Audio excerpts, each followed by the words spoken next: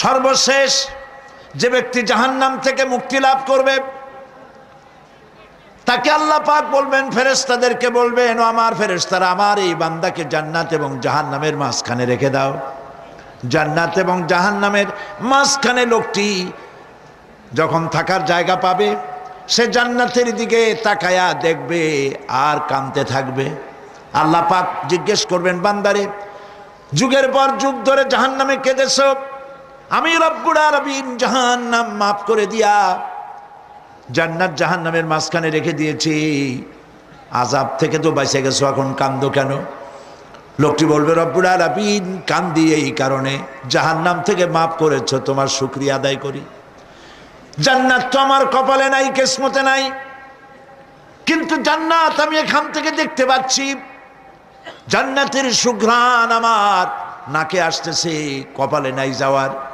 আমি কাঁদি এই জন্য, তুমি যদি মেহেরবানি করে আমাকে জান্নাতের দরজার কাছে একটু দাঁড় করায় দিতা, প্রাণ ভরে তোমার জান্নাতের দৃশ্যটা একটু দেখতাম। আল্লাহ পাক তার আরজি পূরণ করবেন, বলবেন, যাও, ফেরেশতাদের বলবেন, এর জান্নাতের দরজার কাছে দাঁড় করায় দাও। জান্নাতের দরজার কাছে দাঁড়িয়ে লোকটি আবার কান্না শুরু করবে। আল্লাহ পাক প্রশ্ন করবেন, এবার কান্দো কেন? লোকটি বলবে, রব্বুল আলামিন কান্দি এই কারণে, জান্নাতের এই দরজায় দাঁড়ায়া জান্নাতের অফুরন্ত নেয়ামত কিছুই ভালো করে দেখা যায় না, শুধু অল্প জায়গা দেখি। যদি তুমি আমারে দয়া করে জান্নাতের মাঝখানে দাঁড় করায় দিতা, চতুর্দিকে তাকায়া তাকায়া দেখা কলিজারে ঠান্ডা বানাইতাম। তবে আমি ওয়াদা করি, জান্নাতের কোনো নাজ নেয়ামত, কোনো ফল আমি খাবো না, ধরবো না, সইব না। একটুখানি মেহেরবানি করে মাঝখানে দাঁড় করাইয়া দাও, জান্নারে ঠান্ডা করি। আল্লাহ রব্বুল আলামিন ফেরেশতাদের বলবেন, আমার এই বান্দারে জান্নাতের মাঝখানে দাঁড় করাইয়া দে। আল্লাহর নবী বলেন, জান্নাতের মাঝখানে দাঁড়িয়ে লোকটি আগের চাইতে আরো জোরে চিৎকার মেরে কাঁদতে থাকবে। আল্লাহ পাক বলবেন, বান্দারে কি হলো তোর? দরজার কাছে আসতে চাইছিলে, আইনা দিলাম। আবার এবার মাঝখানে আসতে চাইছো, তাও এনে দিয়েছি, আবার কান্দো কেন?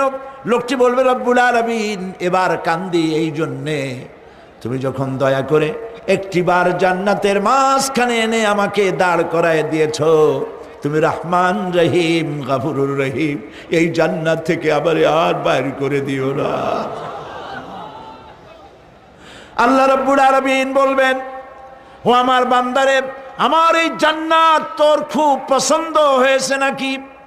লোকটি বলবে, রব্বুল আলামিন কলিজা ঠান্ডা হয়ে গেছে, ভাবতেও পারি না এই জান্নাত এত সুন্দর। আল্লাহ পাক বলবেন, বান্দারে, এরকম একটি নয়, দুইটা নয়, তোর জন্য আমি 10টা জান্নাত এইরকম রিজার্ভ করে রাখছি। সুবহানাল্লাহ। আল্লাহ পাককে ভয় করে পৃথিবীর সমস্ত পাপ থেকে যারা নিজেকে রক্ষা করবে, আল্লাহ তাদের জন্য এই জান্নাত রেখে দিয়েছেন। সুবহানাল্লাহ। সেই জান্নাতের রিসিপশন আপনারা আন্দাজ করতে পারবেন না, রিসিপশন কারে কয়। কি এর প্রধানমন্ত্রী আর প্রেসিডেন্ট, 4-5টা পুলিশ আর আর্মি এসে একটা ফট করে সেলুট মারলো, বা শেষ হয়ে গেল, এরকম না। জান্নাতীদেরকে রিসিপশন দেওয়া হবে। জান্নাতীরা যখন আল্লাহর হুকুমে জান্নাতের দিকে যেতে লাগবে, আর যখন জান্নাতের কাছে চলে যাবে, আল্লাহ রাব্বুল আলামিন শোনায় দিচ্ছেন, হাত্তা ইযা